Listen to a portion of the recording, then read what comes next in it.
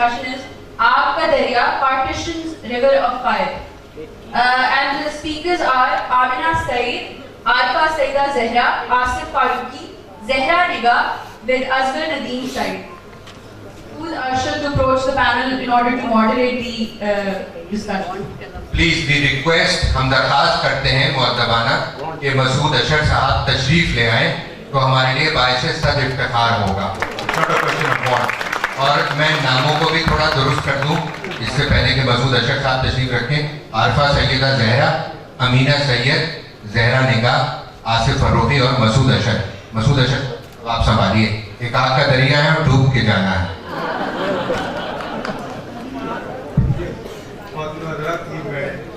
Programme میں شامل نہیں تھا، حکم میرا ہے.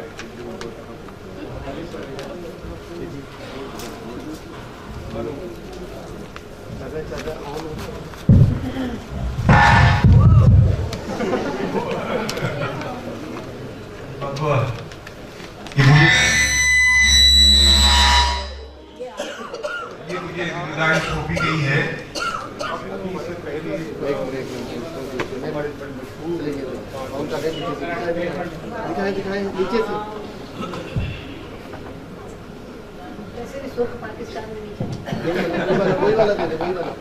نعیم صاحب ابھی پرانے اخباروں اور اشاروں پر بات کر رہے تھے تو انہوں نے قرۃ حیدر کے بارے میں بات کی اور انہوں نے یہ بتایا کہ تہذیب نسواں جو تہذیب راجہ نکال کی والدہ تھی محمدی بیگم، انہوں نے وہ رسالہ نکالا تھا تو اس میں 1930 کے شمارے میں کسی قرۃ العین کا افسانہ چھپا تھا اور اس میں یہ بھی بتایا کہ اس میں ان کے 3-4 مضامین یا افسانے چھپے تھے. کچھ ترجمے بھی انہوں نے کیے تھے، ترجمہ بھی انہوں نے کیا تھا اور بھی ترجمے کیے تھے. تو اب اس حوالے سے میں اس بحث میں نہیں پڑتا کہ ان کی تاریخ پیدائش کیا تھی، اس لیے کہ انہوں نے تو ہمیں سب کو کچھ کر دیا، کنفیوز کر دیا کہ ان کی تاریخ پیدائش کیا تھی. اگر 1927 میں پیدا ہوئی تھی تو 1930 میں افسانہ کیسے لکھ دیا. لیکن بہرحال اس وقت ہم اس ناول کی بات کر رہے ہیں جو اردو ادب کا بہت بڑا ناول ہے. اردو ادب کا ہی نہیں بلکہ میں تو کہوں گا کہ یہ ہمارے بر صغیر میں جو ایک جس طرح کا ناول لکھا گیا ہے، جو زبانیں میں پڑھتا ہوں، میں پڑھی ہیں، ان زبانوں میں اتنا بڑا اس طرح کا ناول نہیں لکھا گیا جس میں ہماری پوری تاریخ اس کے اندر سمودی گئی ہے اور جس طرح انہوں نے جو ٹیکنیک استعمال کی ہے اسے ابھی آصف فروخی اور آپ بتائیں گے کہ کیا ٹیکنیک ہے، کس طرح کی ہے. تو میں اس سلسلے میں سب سے پہلے میرا خیال ہے میں آصف فروخی سے ہی گزارش کروں گا کہ اس کا تھوڑا سا تعارف اور اس کے بارے میں کچھ بتائیں. ڈاکٹر آصف فروخی کو آپ جانتے ہوں گے، میں اس لیے کہ کراچی سے آئے ہیں. یہ آصف فروخی افسانہ نگار ہے، تنقید لکھتے ہیں، اردو انگریزی دونوں میں لکھتے ہیں اور ان کے افسانوں کے مجموعے چھپ چکے.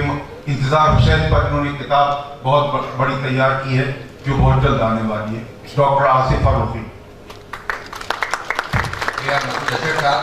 دیکھیے، آگ کے دریا کے حوالے سے کئی طرح سے بات ہو سکتی ہے، مگر میں پہلے تو ایک بات ایک ذاتی واقعے سے شروع کروں گا کیونکہ یہ شکر ہے کہ قرۃ العین حیدر نہیں ہے، ورنہ اگر وہ سیشن میں آگ کا دریا کا نام دیکھ لیتی تو وہ آگ کا دریا کے بجائے آگ بگولا ہو جاتی. ایک بار دلی میں میسج ملا کہ اینی آپا نے طلب کیا ہے اور وہ طلب بھی اس طرح کیا کہ وہ خود ملنے کے لیے IIC سینٹر آئیں اور انہوں نے مجھے بٹھایا اور کھانا اور آئس کریم اور سب کچھ. پھر انہوں نے کہا کہ مجھے بہت افسوس ہے، تم سے اتنی خراب بات کی توقع نہیں تھی. میں کہا کیا تو خدا معلوم کیا گستاخی ہو گئی. انہوں نے کہا میں نے سنا ہے تم سب جگہ آگ کا دریا کی تعریف کرتے ہو. تو اب میں شرمندہ. انہوں نے کہا تم آگ کا دریا کی تعریف اس لیے کرتے ہو کہ تم نے اس کے بعد کی کتابیں پڑھی ہیں اور تم لوگوں کا یہ تناسانی نقادوں کا، اردو کے نقادوں کا یہ کام ہے کہ وہ کتابیں نہیں پڑھتے. میں نے آگ کا دریا سے بہت بہتر اور آگے کا کام کیا ہے. تو وہ خود آگ کے دریا کے حوالے سے ان کے اندر ایک شدید سینسٹیوٹی یا جسے کہنا چاہیے وہ اتنی حساس ہو گئی تھی کہ آگ کا دریا کے نام پر وہ چراغ ہو جاتی تھی. ان کا کہنا تھا کہ بعد کی کتابیں اہم ہیں، بعد کی کتابیں یقیناً بہت اہم ہیں اور ہمیں آگ کا دریا کی وہ ان کے کام کی ٹوٹیلٹی میں دیکھنا چاہیے. ایک بات. دوسری بات یہ کہ آگ کا دریا میں جو وقت کا تصور ہے اور اس میں ٹائم اور اسپیس کی ایک کنٹینیوٹی ہے. وہ کنٹینیوٹی تقسیم سے رپچر ہوتی ہے, اس میں دراڑ پڑتی ہے. تو وہ بات بہت اہم ہے, اس کے لیے جو انہوں نے ٹیکنیک وضع کی اور ایک راستہ کھولا. تو میں تو سمجھتا ہوں کہ آگ کا دریا ایک بہت جدت کا کام ہے, انوویٹو کام ہے, مگر اس راستے سے چل کر انتظار حسین کا بستی, عبداللہ حسین کا اداس نسلیں اور ہمارا آج کا کنٹمپریری ناول, اگر آگ کا دریا نہ لکھا جاتا تو یہ ساری چیزیں ممکن نہ ہوتی. تو قرۃ العین حیدر کی جدت سے آنے والے لوگوں کو فائدہ پہنچا, اور ہم یہ کیوں نہ کہہ دیں کہ وہ اردو کا ہی نہیں, جنوبی ایشیا کا, جیسا آپ نے فرمایا, اور لہٰذا دنیا کا بہت بڑا ناول ہے, اس میں کوئی شک نہیں. بہت بہت شکریہ. جیسا آپ نے فرمایا کہ قرۃ العین حیدر کے مزاج کے بارے میں آپ کو ایک اور بات بتا دوں. وہ پاکستان آئی ہوئی تھی تو ہر شخص کوشش کرتا تھا کہ ان کے ساتھ مل کے فوٹو کھنچوا لیں. تو ہمارے ایک بڑے مشہور میں نام میرے کا ناول نگار ہیں, انہوں نے ان کے ساتھ فوٹو کھنچوایا اور صبح کو اخبار میں چھپ گیا. وہ اتنی ناراض ہوئی کہ تم سے کس نے کہا تھا کہ میرے ساتھ وہ فوٹو کھنچواؤ اور اخبار میں چھپوا دو. میں اب عارفہ سیدہ صاحبہ سے گزارش کروں گا کہ وہ اس بارے میں کچھ فرمائیں. مسعود بھائی, میں تو کہنے کی کوشش کرتی ہوں, آپ نے فرمانا کہاں سے میرا کہنا, اور میں آپ کے لیے صاحبہ کب سے ہو گئی. یہ آگ کے دریا کا فیض ہے. میں پہلا اعتراف یہ کرتی ہوں کہ میں قرۃ العین حیدر کے مداح ہوں میں سے, مگر جانبدار نہیں. آگ کا دریا واقعی آگ کا دریا ہے. اس مصرے کو زہرا آپا صحیح کریں گی, مگر اس مصرے میں ایک صورت پڑھنے کی یہ بھی ہے کہ آگ کا دریا ہے اور تیر کے جانا ہے. تیرنا جو ہے اسے مادری زبان میں نوز ڈائیونگ کہتے ہیں. مادری زبان بہت ضروری ہے, اس لیے تیرتے ہیں نہ تیرتے. میری سمجھ میں ایک تو قرۃ العین حیدر کا جو فن ہے کہ وہ تاریخ کو اپنی مٹھی میں جگنوں کی طرح بند کرے, اور جب ضرورت ہوتی ہے اس میں سے ایک جگنو چلا آتا ہے. دوسری بات یہ ہے کہ وہ آگ کے دریا کے ذکر سے اگر سیخ پا ہوئیں, خفا ہوئیں, تو بہت برملا ہے. ان کے بہت بڑے کام کو بہت زیادہ نظر انداز کیا گیا ایک وقت میں, اور ان پر نام لگا کہ بھارت پرستی ہے, ہندو پرستی ہے, پاکستان دشمنی ہے. مزے کی بات یہ ہے کہ جہاں تاریخ ہماری سمجھ میں نہیں آتی وہاں تاریخ ہماری دشمن ہو جاتی ہے. ہم صرف اسی تاریخ کو دوست سمجھتے ہیں جو ہماری جیسی بات کرتی ہو. اگر ہم سے ہٹ کے بات کرے گی تو پھر وہ ہماری تاریخ نہیں رہے گی. میں جیسا آصف فروخی صاحب نے کہا ہے کہ وہ وقت کی بات ہے, میں یہ سمجھتی ہوں کہ آگ کا دریا اپنے موضوع کے حساب سے بہت خود کچھ کہتا ہے. آگ حرارت ہے, زندگی ہے, انسان ہے. دریا وقت ہے, بہاؤ ہے. اور جب یہ آگ اور پانی کا تال میل ہوتا ہے تو تہذیب بنتی ہے. آگ اور دریا کے تال میل سے تہذیب بنتی ہے, اور جو اس تہذیب کا منظرنامہ لکھا جاتا ہے وہ تاریخ ہوتی ہے. ممکن نہیں ہے کہ آپ کہاں سے تاریخ شروع کریں جہاں ابھی تاریخ کو خود اپنی خبر نہیں تھی. آگ کے دریا کا کمال یہ ہے کہ قبل از تاریخ کی بات سے شروع ہوتی ہے اور پھر آج کے زمانے تک اس کی بات پہنچتی ہے. اور جو مجھے اس میں سب سے بڑا سوال نظر آتا ہے اور جو سب سے بڑا احساس نظر آتا ہے, سب سے بڑا سوال یہ ہے کہ آزادی کیا ہے, آزادی کی انتہا کیا ہے, آزادی کی حد کیا ہے, آزادی کیا ہوتی ہے اور آزادی کو کیا ہونا چاہیے. اور دوسرا سوال یہ ہے کہ اس آزادی کے سوال میں گھرا ہوا جو فرد ہے وہ جواب کہاں سے لائے گا, اور وہ جواب کے لیے ہمیشہ تاریخ کی طرف پلٹے گا. کبھی اسے اپنے جیسے حالات نظر آئیں گے, کبھی اپنے سے مخالف حالات نظر آئیں گے, اور تب وہ اپنے لیے کوئی نتیجہ نکال پائے گا. اب مزے کی بات یہ ہے کہ اس وقت کے بہاؤ کا 48 का आपस में क्या रिश्ता है। यहाँ बहुत से लोग इस पर बात करेंगे, मसूद भाई के साथ में उन्हें मसूद अशरफ साहब नहीं कह रही हूँ। और उसमें सवाल ये आएगा कि एक फर्द की आज़ादी में दरअसल सबकी आज़ादी शामिल होती है। अगर सब आज़ाद नहीं होते तो फर्द भी आज़ाद नहीं होता।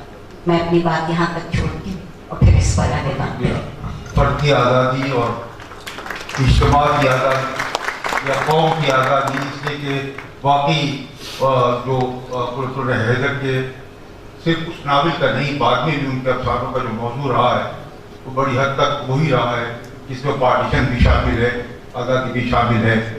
मैं अब अमीना सैयद साहिबा से गुजारिश करूँगा कि वो फरमाए। अमीना सैयद साहब जानते हैं OUP को इस तरह जो एक छोटे से मतलब पब्लिशिंग हाउस से लेके इतना बड़ा इदारा बनाया है, उसमें अमीना सैयद साहब का बात है। अमीना सैयद साहब। बहुत शुक्रिया मसूद अशरफ साहब। मुझे नहीं पता कि ये इतनी बड़ी इज्जत मुझे क्यों बख्शी कि आप सबके बीच में बिठा दिया, लेकिन अब चूँकि बुलाया है तो मैं भी कुछ छोटे मुंह बड़ी बातें कर लूँ। शायद इसलिए बुलाया हो कि मैं पुरतुल हैदर मेरी खाला थी, उनका ननिहाल और मेरा ननिहाल एक छोटा सा गांव है नेहटौर, जो दिल्ली से 70 मील के फासले पर है। वहाँ से हम लोग, हमारा ख़ानदान सब वहीं से है, पुरतुल हैदर का भी और मेरा भी। 10 साल पहले मैं गई थी वहाँ पहली दफ़ा, और मैंने वहाँ देखा जो हमारा फैमिली का घर था। और उसके बारे में पुरतुल हैदर ने एक फिल्म भी बनाई थी नेहटौर के बारे में, और एक काली जहां दराज में तो उसका पूरा जिक्र है। मैं सिर्फ ये ज़रा सा कहना चाहूँगी कि आपने उनकी उम्र की बात की। मेरे ख्याल में सन 27 के लगभग पैदा हुई थी वो, क्योंकि वो मेरी वालदा से कम से कम 10 साल छोटी थी, और मेरी वालदा ने उनको खिलाया था बचपन में। तो मेरे ख्याल में यही तकरीबन उम्र होगी, जिसका मतलब ये है कि जब आग का दरिया लिखा गया तो वो 20 साल से कम या उसी वक़्त में उम्र थी उनकी, 20 साल के 30 जी पाकिस्तान आके लिखा है। 59 में शायद हुई है, 59 में शाया हुआ। जी हाँ 30 साल, सॉरी।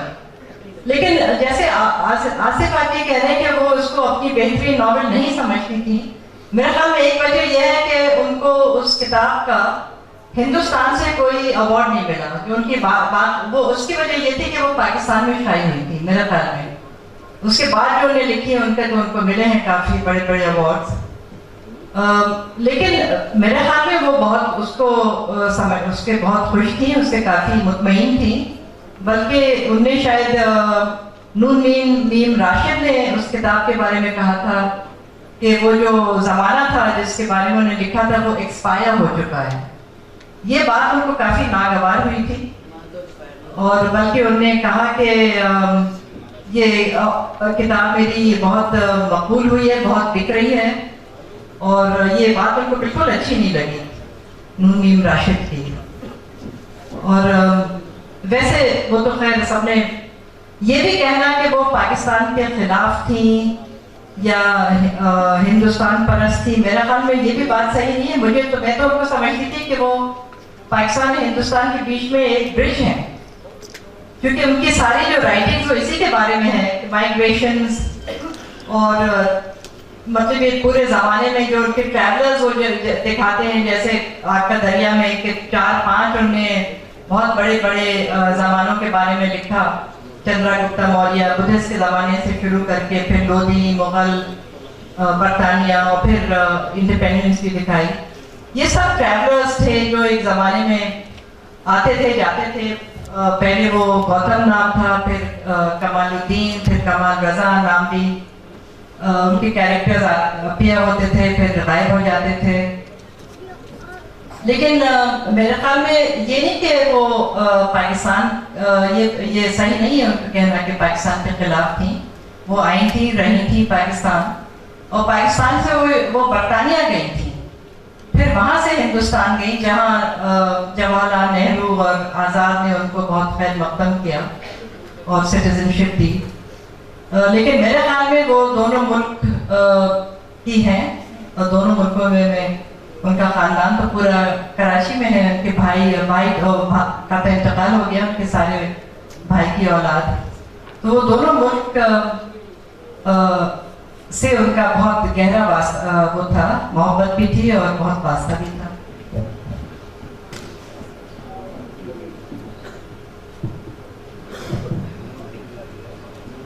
शुक्रिया। इसका मतलब ये है कि जो अभी वो हमारे सीएम नईम साहब कह रहे थे कि वो कोई कुर्रत है, कोई और कुर्रत है, इसी को कुर्रत है। नाम तो हमारे यहाँ मुसलमानों में आम नाम है, वो कुर्रत है और होगी। बहरहाल अब मैं ज़ाहिर निगाह साहिबा से गुजारिश करूँगा कि वो कुर्रतैन की शख्सियत और कुर्रतैन के अदब के बारे में उनकी राय सुनना चाहेंगे। बहुत ममनून हूँ आप लोगों की कि आपने इस पैनल में मुझे बिठाया। देखिए, मैं तो पहले ये बात साफ कर दूँ कि मैं तनकीद बिल्कुल नहीं करती, ना जानती हूँ। हाँ, मेरा तो इतना शौक है कि कोई किताब आए तो उसको पढ़ें। जब ये आपका दरिया नॉवेल छपा है तो उस वक्त पाकिस्तान का जो माहौल था, मेरे ख्याल में नैनी बेगम माहौल से बहुत ही ज़्यादा मुतासिर थी और उनकी समझ में ये नहीं आ रहा था कि क्या होने जा रहा है और क्या हुआ। इस कश्मकश में उन्होंने इस नॉवेल को लिखना शुरू किया। वो मौरीपुर में अपनी एक कज़न के घर रहते थे और वहाँ समंदर के किनारे उनके कमरे की खिड़की से समंदर नजर आता था, तो वहाँ गए। जब ये किताब छप गई, मुझे अच्छी तरह याद है, तो उसके ऊपर पढ़ी बहुत अंदाज उससे जाहिर है कि लिखने वाले का दिल तो बुरा होता है। पर ये जैसे अभी अमीना ने बताया कि पाकिस्तान से जाना कोई पाकिस्तान की मुखालिफत या नफरत या बेदिली से नहीं। उन्होंने ये सोचा कि मैं थोड़े दिन जाऊँ अपनी माँ के साथ और जाके दंगल रहूँ और वहाँ कुछ काम करूँ, वहाँ की लाइब्रेरीज को देखूँ, वहाँ जाके कुछ और हासिल करूँ। इस वजह से वो चली गई। वहाँ जाने के बाद फिर पाकिस्तान के जो हालात हुए तो उन्होंने मुनासिब ये समझा कि मैं हिंदुस्तान और वो हिंदुस्तान चली गई। तो अभी तस्करा हुआ कि वो इस नॉवेल के जिक्र से बुरा मानती वजह यही कि वो तमाम बातें उनके ज़हन में थी जो इस नॉवेल के लिखने के बाद उनके ऊपर लोगों ने बधाइयाँ कसी, तरह तरह की बातें की। उससे भी उनकी थोड़ी बहुत, मैं तो ये नहीं कह सकती कि बहुत मुलाकात थी, लेकिन जब जाती थी दिल्ली तो एक दिन मेरा उनके साथ ज़रूर गुजरता। तो मुख्तलिफ बातें होती थी और बहुत साफ को आती, यानी लीपा पोती तो उनमें थी ही नहीं किसी किस्म की। अब उसे कहने के भाई देखिए बात यह है कि भाई आपने यहाँ शायरात बहुत अच्छा लिखते हैं, मुझे बहुत पसंद है, मगर बाज़ दफ़ा कुछ बेहुदा वही भी हो जाती है। मैंने कहा कि यानी असल में बात ये ज़माना बदलता है, लिखती हैं लड़कियाँ मतलब बहादुरी से दिख रही हैं। ऐसा बहादुरी का मतलब ये थोड़ी है कि वो जो चाहे कहते, ये उनका लहजा होता है। उसके बाद उन्होंने कहा कि भाई एक बात बहुत बुरी मैं आपसे कह सकती, ये पाकिस्तान से जो लोग आते हैं तमाम तस्करा करते हैं वहाँ के रहन सहन का, कि घर अच्छे हैं, वहाँ कपड़े अच्छे हैं, वहाँ जूते अच्छे हैं। अरे साहब, किसी मुल्क की का मयार अच्छाई का कपड़े और जूते होते हैं। तो इस तरह की बातें जब वो करती नहीं तो मुझे बड़ा अजीब लगता। तो मैं जब 3-4 घंटे उनके साथ गुजार के उठती थी तो मैं बहुत सी बातें मेरे दामन में हो गई और मैं कहती थी कि हाँ ये सही है। जहाँ तक उनके लिखने का सवाल था, मैंने आपसे पहले ही अर्ज किया कि मैं तनकीद निगार नहीं हूँ, लेकिन जब मैंने आपसे दरिया पहले पढ़ना शुरू किया तो यकीन मानिए पहले तो वो मेरी समझ ही में नहीं आया। मैं साफ बात आपसे कह रही हूँ, उसको पढ़ने के लिए बार बार पढ़ना पड़ता है। उसके बाद उसके पर्दे हटते हैं और रोशनी आपके सामने वाज़ेह होती है। इस तरह पहली बार इन्होंने माजी और हाल को तमाम लोगों की आमेज़श से एक किया। 2 सूफे के बाद आप चले जाते हैं कहीं और तीसरे सूफे के बाद आप आ जाते हैं कहीं और आपको ये एहसास नहीं होगा कि आप कितना फासला तय करके आए। आप तो 100 बरस 200 बरस पहले की बात तय करके आ रहे हैं, ये एहसास। और ये लिखने वाले की खूबी कि वो किस तरह अपने अल्फाज का चुनाव करके अपने ख्यालात का पैराहन उनको पहनाता है। जिस तरह से उन्होंने लिखा और जिस तरह से उन्होंने मेहनत की, इतना बड़ा नॉवेल तकरीबन मेरा ख्याल में आज से 400 सूफे को 400 सूफे इस तरह से लिखना और सारी तहजीब को, सारी तारीख को उसमें इकट्ठा करके। लंदन में जब मुलाकात हुई तो हम लोगों ने यही थोड़ी सी एक महफिल की आपके दरिया में। उसे कहने लगी, भाई जरा आपके पास सुनिए, आपने क्या चांदनी बेगम नहीं पढ़ा? मैंने कहा नहीं, मैंने पढ़ा है। वो आपको अच्छा नहीं लगा? मैंने कहा अच्छा नहीं लगा, 10वें सूफे पे तो आपने हीरोइन को मार दिया। तो उन्होंने कहा इससे क्या फर्क पड़ता है? मैंने कहा भाई हम लोग जिस तरह के नॉवेल पढ़ने के आती हैं उसमें हीरो हीरोइन तो उम्र भर जिंदा रहती है। आपने 10वें सूफे पे चांदनी बेगम को खत्म कर दिया। कह रही कि आप इस बात को भूल जाइए, चांदनी बेगम के बाद वाली बात है। उसके बाद जब मैंने चांदनी बेगम की मौत को बोला, चांदनी बेगम को बाद में पढ़ा, तो वो तो पूरे नए हिंदुस्तान की तारीख, जिस तरह तहजीबों में रद्द-ओ-बदल हुआ, जिस तरह से लोग ऊपर आए, जिस तरह से लोग नीचे गए, अशराफ पे क्या गुजरी है। ओहो, मैंने कहा ये तो पतला सा नॉवेल, ये इन्होंने कहाँ से कहाँ पहुँचा दिया। फिर मैंने सोचा अच्छे हुआ चांदनी बेगम को मार दिया, क्योंकि चांदनी बेगम तो बेबसी की तस्वीर थी और वो बेबसी की तस्वीर को ज्यादा देर तक नहीं दिखाना चाहते। पर कई किताबें हैं उनकी, मसलन बस सफरनामा देखिए जो उन्होंने, जब वो ईरान गई और शाहबानों से उनका इंटरव्यू हुआ, कसम खुदा की ऐसा लाजवाब है। आमतौर से जिन लोगों को ये मौका मिलता है, जो हमारे लेखक हैं, जो हमारे लिखने पढ़ने वाले हैं, जिन्हें बाहर जाने का मौका मिलता है, उन्हें हर सफरनामे में सिर्फ अपनी तस्वीर नजर आती है। मैंने ये किया, मैं यूं गया, मुझे ये मिला।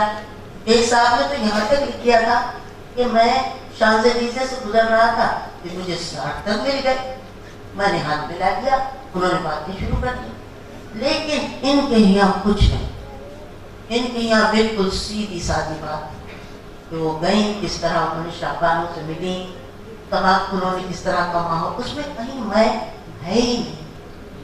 तो ये बहुत बड़ी बात है, बहुत बड़ी बात है, अपने आप को अपने लिखाई से और ऐसी लिखाई से कि जिसमें वो खुद शामिल है अलहदा करना और जहाँ वो गई है उसको उभारना, ये तमाम लिखने वालों के कमालात हैं। इसमें शक नहीं कि जहाँ तक मैं तो भाई औरतों वाली बात करूँगी आपसे कि हमारी ख़वातीन में, चाहे वो हिंदुस्तान की हों या पाकिस्तान की हों, लिखने वाले सब मसावी हैं, लेकिन ऐनी का दर्जा जो है वो अपनी जगह मुसल्लम और मजबूत है और ये पढ़ने वाले हमेशा।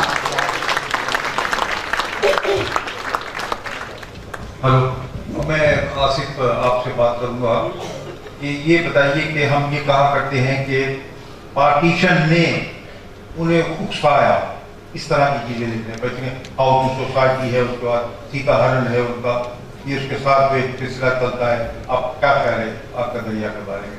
हाँ, पार्टीशन के हवाले से बिल्कुल। पार्टीशन को जिन चंद किताबों में बहुत खूबी के साथ कैप्चर किया गया है, उनमें आपका दरिया सरे फेरिस्त है। मगर मैं ज़हरा आपा की बात को थोड़ा सा आगे बढ़ाने की गुस्ताखी ज़रूर करूँगा कि इसको मैं औरत और मर्द के खाने में देखने के बजाय मैं समझता हूँ कि ये किसी का भी लिखा हुआ one of the greatest novels, और सिर्फ पार्टीशन के हवाले से नहीं। मगर जो ये आप जिक्र कर रही हैं एनी आपा के साथ, जो इस नॉवेल के बाद जो कुछ हुआ, थोड़े से तल्ख बातें भी करना चाहिए इस नॉवेल के हवाले से। और वो ये तल्ख बात करना चाहिए कि नॉवेल जब छपा और इस नॉवेल के खिलाफ एक कैंपेन वाज इंजीनियर्ड, एक कैंपेन तैयार किया गया उस कैंपेन को चलाने में उस वक्त हमारे मुल्क का, हमारे शहर का अखबार था, उसके चंद लोगों ने बहुत नुमाया किरदार अदा किया। उस नॉवेल की नहीं, वो मैं कराची के अखबार का बात कर रहा हूँ, मेरा दायरा नजर जरा महदूद है। तो उसमें खास तौर पे मुसन्निफा की किरदार कुशी की गई। ये कहा गया कि वो बेहिजाब और बेहया औरत हैं, स्लीवलेस ब्लाउज पहनती हैं और अंग्रेजी क्लबों में जाके डांस करती हैं, और ये मजमून लिखा गया। और साथ साथ उसमें जो कैंपेन चलाया गया उसमें ये बात कहना चाहिए अमीना कि उसमें उनके कुछ नाकाम उम्मीदवार भी शामिल थे जिन्होंने उनको हैरेस किया, क्योंकि वो इंतहाई ज़हीन, तब्बा और इंडिपेंडेंट माइंडेड क्रिएटिव औरत थी। हमारे माशरे ने उनका ये जुर्म माफ नहीं किया, मरते दम तक माफ नहीं किया, और उसके लिए हालात ऐसे तैयार किए कि eventually she had to go. एक तो ये बात हो गई। दूसरे ये कि मैं समझता हूँ कि आग का दरिया नाम की 2 किताबें, एक तो वो किताब है जो उर्दू में हम सब ने पढ़ी हुई है, लेकिन एक किताब जिसका नाम है रिवर ऑफ फायर, जिसका तर्जुमा उन्होंने खुद किया, और वो तर्जुमा जो उन्होंने किया तो अपनी किताब का एहतराम उन्होंने बिल्कुल भी नहीं किया। उनको जो चीज़ अच्छी नहीं लगी उन्होंने काट दी, और बाज़ हालतों में उस किताब को it's a different book, it's a second text, और बाज़ सूरतों में वो उर्दू की में जो मतन मौजूद है या उर्दू में उसकी शक्ल है उससे मुख्तलिफ भी है और उतनी अच्छी नहीं है। लेकिन ये बात भी उन्हें पसंद नहीं आती थी। मिसाल के तौर पे खुशवंत सिंह ने उस पर तबसरा किया और ये कहा कि इसको जो उर्दू में पढ़ने का मजा आता है वो अंग्रेजी में नहीं आता, तो वो बहुत इस बात पे भी नाराज हुई कि खुशवंत सिंह को नाम की क्या खबर। तो एक तो ये बात है। पार्टीशन के हवाले से, पार्टीशन को जिस तरह जिस पर्सपेक्टिव में उन्होंने देखा है, उन्होंने पार्टीशन को जो उस जमाने में तरीका था कि सिर्फ फसादात के पस मंजर में नहीं देखा, बल्कि उन्होंने पार्टीशन को इस तरह देखा कि तारीख का एक ऐसा अमल जिसमें इंतता या रप्चर या क्लोजर हो रहा है, तो पार्टीशन से हम क्या हो रहे हैं और उसके बदले में हम क्या पा रहे हैं, उसके बारे में इतनी मीनिंगफुल किताब शायद कुछ और नहीं है। मैं एक छोटी सी बात आखिर में कहते अपनी ये बात खत्म करता हूँ। मैं एक कराची की एक जगह उर्दू पढ़ाता हूँ, तो मैंने अपने कोर्स में तालिब इल्मों के सामने आग का दरिया का वो चैप्टर रखा जब अबुल मंसूर कमालुद्दीन एक दारुल खिलाफे में आता है जिसका नाम कराची है, और वो अपने रिश्तेदारों को खत लिखता है और तालिब इल्मों से कहा कि ये पढ़ो, तुम्हें कैसा लगता है, और तुम अबुल मंसूर कमालुद्दीन के नाम ये खत लिखो और उसे बताओ कि तुम इस शहर में रहते हो, तुम्हें ये शहर कैसा लगता है, आग का दरिया का शहर। तालिब इल्मों ने वो पढ़ा तो उनको अपनी तारीख की, अपनी पार्टीशन की वो मानकियत समझ में आई जो कुरतुलैन हैदर को पढ़े बगैर हम समझ ही नहीं सकते। आज हमें तक़सीम के अमल को समझना है तो हमें इस आग के दरिया से गुजरना ही पड़ेगा, हमारे पास इंतखाब का इम्कान नहीं है। अभी जब ज़बान का जिक्र हुआ तो ये वाहिद नावल है जिसमें ज़माने के साथ ज़बान भी बदलती चली जाती है, और ये बहुत तर्जमा किया ही नहीं जा सकता, इसलिए कि जो मज़ा उसके पढ़ने में है वो अंग्रेजी में नहीं आ सकता। जी वाकई आप सही कह रहे हैं, और उसमें एक लुत्फ ये है, ज़बान का लुत्फ, कि उर्दू में जिस तरह उन्होंने एक आला तबके की नुमाइंदगी करते हुए अंग्रेजी शामिल की है, उसमें एक जगह एक कारे जहां दराज में लिखा है जो वो खुद पढ़ा करती थी, कुर्रतुलैन है कि हैदर है, आज कितना खराब वेदर है।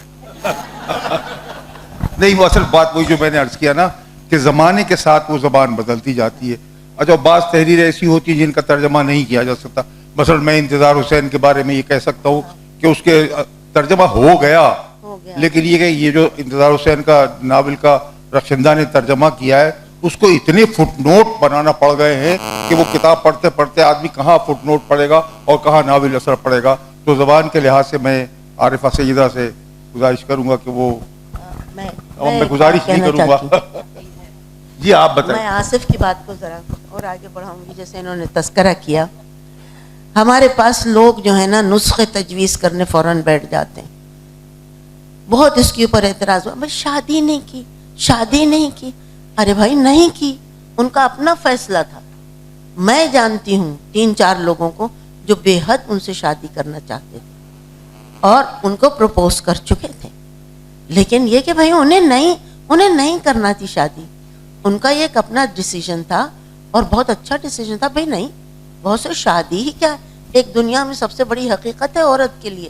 انہوں نے بڑے اطمینان کے ساتھ, مضبوطی کے ساتھ یہ فیصلہ کیا کہ انہیں شادی نہیں کرنی ہے, اور انہوں نے نہیں کی, اور ان کی زندگی شادی کیے بغیر بھی نہایت بھرپور اور نہایت شگفتہ رہی.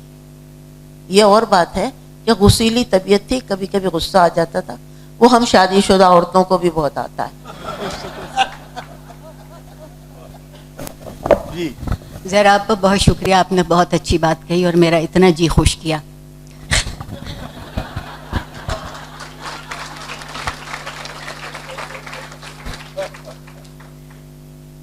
اور اب مجھے احساس ہوا کہ مجھے عینی آپا اتنی اچھی اور کیوں لگتی ہیں.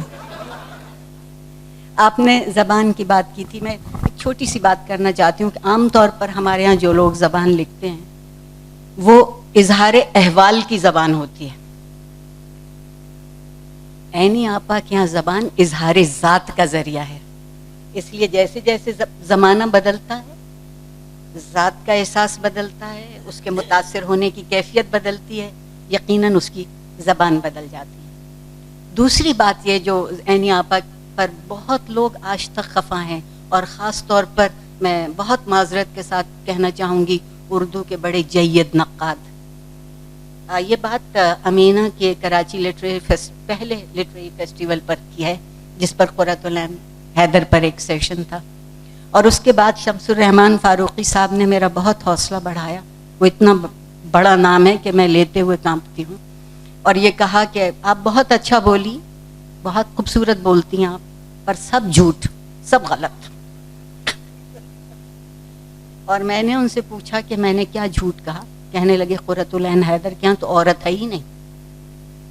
بالکل صحیح کہا, ان کے یہاں عورت انسان ہے, عورت جسم نہیں ہے.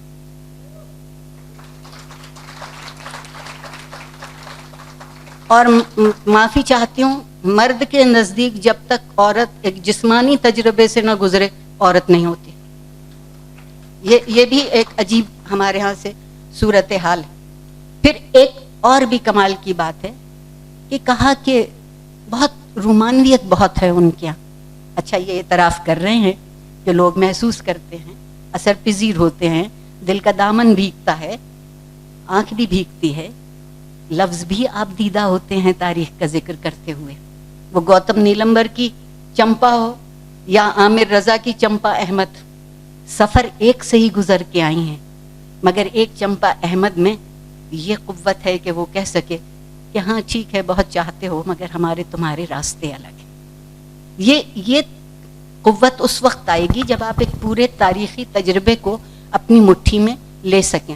ہمارے یہاں ابھی بھی یہ بات سمجھ لی گئی ہے, جیسا کہ زہرا آپا نے کہا کہ اگر شادی نہیں ہوئی تو کیا ہوا, کم از کم ایک بات تو ہوئی کہ بہت سے جنجال سے بچ گئے اور بہت سے احوال سے بھی بچ گئے. دوسری بات جو ان کے ہاں دیکھنے کی ہے کہ ان کے ہاں عورت اور مرد کردار نہیں ہے. آگ کے دریا کا مرکزی کردار وقت ہے, اور جو اس وقت کا سامنا کرتا ہے, جو فرد, اور جو اس سے اس طرح سے اپنی زندگی کو سنوارنا چاہتا ہے یا بگاڑنا چاہتا ہے یا سمجھنا چاہتا ہے یا جیسی اس کی سمجھ میں آتی ہے, وہ اس حساب سے اس پر عمل کرتا ہے. دوسری بات ان کے ہاں جو ایک تہذیبی شعور ہے شدید, جو الحمدللہ ہم پاکستانی دو چیزوں سے بالکل فارغ البال ہوئے اور معصوم ہو چکے ہیں اب تک. ایک, ہم تہذیب سے فارغ ہوئے, اس کی ہمیں ضرورت نہیں رہی. دوسرا, ہم تہذیب کے اظہار اخلاق ایک ذریعہ ہے, اس سے بھی فارغ ہوئے, کیونکہ یہ تو کمزور قوموں کا طریقہ ہے. جو مضبوط قومیں ہیں اور جو تاریخ میں مضبوط لکھی جائیں گی, وہ قومیں یا وہ لوگ تو للکارتے ہیں, ہمیشہ للکارتے ہیں یا دھمکی دیتے ہیں, اور زیادہ شائستہ ہو جائیں تو فتوے دیتے ہیں, اور اس سے زیادہ اختیار مل جائے تو پھر حکم دیتے ہیں. قرۃ العین حیدر نہ فتویٰ دیتی ہیں نہ حکم دیتی ہیں, ایک فرد کو زندہ رہنے کا اختیار دیتی ہیں. جی بہت بہت شکریہ. ابھی آصف فاروق آپ بات کریں گے. جی ہاں، میں اس بات کو تھوڑا سا آگے لے کے جاؤں گا عورت اور مرد کو، کیونکہ انہوں نے ان چیزوں کو، ان باؤنڈریز کو ٹرانسینڈ کیا. لیکن میں کہنا یہ چاہتا ہوں کہ قرۃ العین حیدر کے جرم کو اردو نقادوں نے معاف نہیں کیا کہ وہ ایک انڈیپینڈنٹ خاتون تھیں. یہ اعتراض کیا گیا کہ شعور کی رو کی ٹیکنیک کو نہیں برتا، ورجینیا وولف کو کاپی کیا، اورلانڈو سے نقل اتاری، جیمز جوائس سے نقل اتاری. ہمارے کراچی میں ایک بہت بڑے نقاد تھے، انتقال ہو گیا، نام نہیں لیتا، انہوں نے قرۃ العین حیدر کے بارے میں مضمون لکھا کہ ایک آنچ کی کسر رہ گئی ان کے ہاں. اس لیے کسر رہ گئی کہ تجربہ ادھورا تھا، وہ کسی کی بیوی نہیں بنی، وہ ماں نہیں بنی. تو مجھے بڑا حیرت ہوئی، میں نے یہ سوچا کہ مارسل پروسٹ کے بارے میں تو کوئی نہیں کہتا کہ اس کمبخت نے بھی شادی نہیں کی تھی، ساری عمر کنوارا رہا، یہ تو اسکینڈل نہیں بنا. میرا جی بہت بڑے شاعر تھے، شادی نہیں کی، کیا ادھورے رہ گئے؟ تو میں نے ایک مضمون لکھا اور وہ مضمون ہندوستان میں چھپا. قرۃ العین حیدر اس کو پڑھ کے ناراض ہو گئیں، کہنے لگیں کم از کم کچھ لحاظ تو کیا ہوتا، مجھ سے پوچھا ہوتا، میں تو ہرگز یہ مضمون نہیں لکھتی. اب میں اپنی طرف سے ان کے دفاع میں مضمون لکھ رہا ہوں. انہوں نے کہا کہ میں ایسی چیزوں کا جواب دینا پسند نہیں کرتی. کیسی چیزیں؟ انہوں نے کہا ٹرپل ایم کا میں جواب نہیں دیتی. ٹرپل ایم سے کیا مراد ہے؟ میل، مسلم، مڈل کلاس. ابھی آپ اور بات کریں گے. آصف ہوگی آج میں اب جو بات آپ نے کی تھی نا کہ ان کے ناولوں نے آگے لوگوں کو کتنا متاثر کیا اور کس طرح متاثر کیا، اس کے بارے میں آپ بات کریں. آصف آپ بات. میں تھوڑا سا بول لیتی ہوں، باقی تفصیل آپ کیجئے گا. عبداللہ حسین ایک نام ہے، اور وہ اس لیے جاندار نام ہے کہ اس میں رشتوں میں جنس آتی ہے اور پیروی وہیں سے آئی. علی پور کا ایلی ایک نام اس میں شامل کیا جاتا ہے. یعنی ان کی پیروی کرنا بری بات نہیں ہے، مگر عورت کو ایک فرد کا اختیار دینا بری بات ہے. جی آپ زہرا.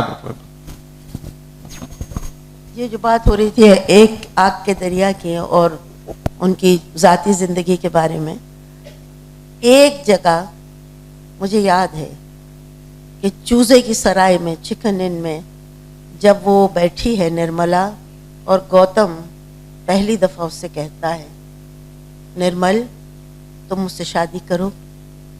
نہیں، نرملا نے صاف جواب دیا. کیوں؟ اس لیے کہ تم بھی پھٹیچر ہو.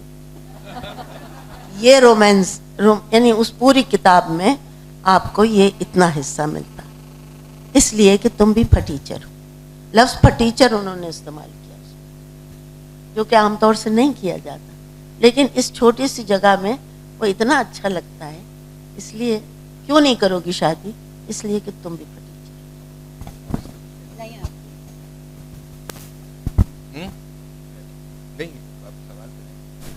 میں اسی کو سوال کر رہا تھا جو سوال کیا تھا آپ سے کہ قرۃ العین نے ایک تو انہوں نے کر دیا، لیکن یہ وہ تو باقاعدہ ایک جو باقی آنے والے ہیں جس انداز جو ان کے لکھنے کا انداز تھا، جو اسلوب تھا، اس کو کافی لوگوں نے اس کو نقل کیا اور اس کے ساتھ اب تک نقل کر رہے ہیں. کچھ لوگ نقل بھی کر رہے ہیں. نقل کرنے والوں کو تو چھوڑیں، ان کی تو عقل پہ پتھر پڑ گئے. لیکن میں تو اس بات پہ زور دینا چاہوں گا کہ اردو ناول کی تاریخ میں آگ کا دریا از اے ڈیفائننگ مومنٹ. یعنی جس کو کہتے ہیں نا واٹر شیڈ ایونٹ، کہ وہاں سے تاریخ ایک قدم اوپر جاتی ہے. آگ کا دریا کا آغاز جہاں سے ہوتا ہے کہ وہ ہاتھ کی انگلیاں کٹ رہی ہیں، اور اختتام جہاں پہ ہوتا ہے کہ ابو المنصور کمال الدین جا چکا ہے، اور وہاں سوال یہ ہوتا ہے کہ وہ کیسے آیا تھا، کیسے چلا گیا، اور اس کے دوست وہاں بیٹھے ہوئے پتھر پھینک رہے ہیں اور نہر میں یا جھیل میں دائرے بن رہے ہیں. تو وقت کا جو ایک یہ تصور ہے، اس نے اردو ناول کی تاریخ کو ایک چیلنج کے طور پہ سامنے آئی. اسی طرح دیکھیے اس سے بہت مختلف ناول ہے، اس کے مقابلے میں نسبتاً محدود سکوپ کا ناول ہے بستی. بستی شروع ایسے ہوتا ہے کہ یہ ایک بچہ یہ ڈسکور کر رہا ہے کہ دنیا کیسے بنی، کہانیوں سے، کہ جب مرغی بانگ دے گی اور مرغا گونگا ہو جائے گا اور دنیا ایسے بنی. اور وہ ختم ایسے ہوتا ہے بشارت کی توقع پر، اور آپ کو یہ نہیں پتہ چلتا کہ بشارت ہوئی ہے یا نہیں ہوئی ہے.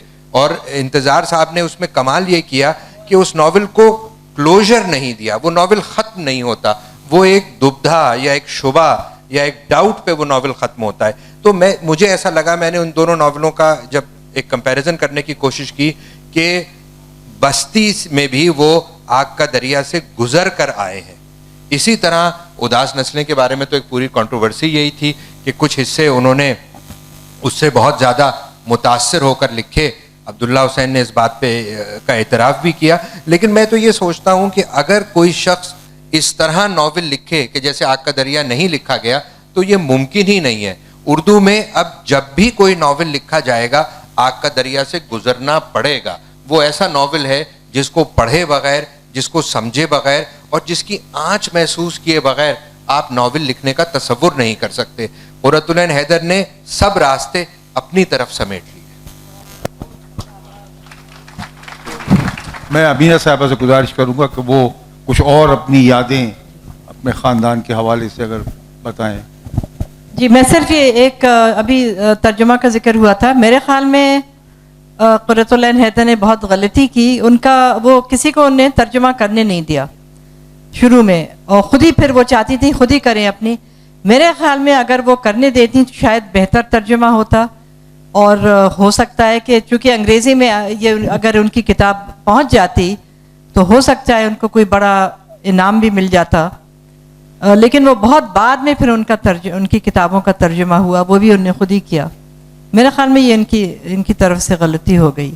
ابھی ویسے جیسے آپ نے کہا آصف کہ یہ صرف جب ان کا مجھے ابھی یاد آیا کہ جب ان کا انتقال ہوا تھا تو جاوید اختر نے لکھا تھا اس کے بارے میں, اور انہوں نے یہ لکھا تھا کہ یہ بہت بڑا ایک نقصان نہ صرف اردو کا ان کی موت سے اردو کا ہوا ہے یا انڈیا کا ہوا ہے, بلکہ یہ پوری دنیا کے لٹریچر, گلوبل لٹریچر کا یہ بہت بڑا ایک نقصان ہوا ہے. اور ایک بات جو ان کی تھی جو میرے خیال میں یہ بھی غلط ہے ان کے بارے میں, جیسے یہ اور عصمت چغتائی, یہ عصمت چغتائی کو لیڈی چنگیز خان کہتی تھیں, وہ قرۃ العین حیدر کو پوم پوم ڈارلنگ کہتی تھیں. جی ہاں, لیکن وہ تو میرا یہ خیال ہے کہ جو سبالٹرن سٹڈیز ہے وہ تو جس طرح انہیں تاریخ لکھی ہے, تاریخ پہ جو اپنی ناولیں لکھی ہیں, وہ تو اس میں تو اسٹریٹ پرفارمرز اور طوائفیں اور اس قسم کے لوگ آتے ہیں. یہ کہنا کہ وہ صرف اپر مڈل کلاس کے بارے میں لکھتی تھیں, میرے خیال میں سبالٹرن سٹڈیز تو فکشن میں ان نے اس کی شروعات کی ہے. شروع میں یہ خیال تھا, لیکن بعد میں جو اس لیے کہ جس زمانے میں شروع کے افسانے انہوں نے لکھے تو جس تہذیب کی انہوں نے نمائندگی کی ہے یا جس کا طبقے کی نمائندگی کی ہے اس سے یہ تاثر ابھرا تھا. لیکن اس کے بعد تو آہستہ آہستہ جس طرح انہوں نے چاندنی بیگم ہے یا اور جو کچھ لکھا ہے اس سے اب آپ سے بات.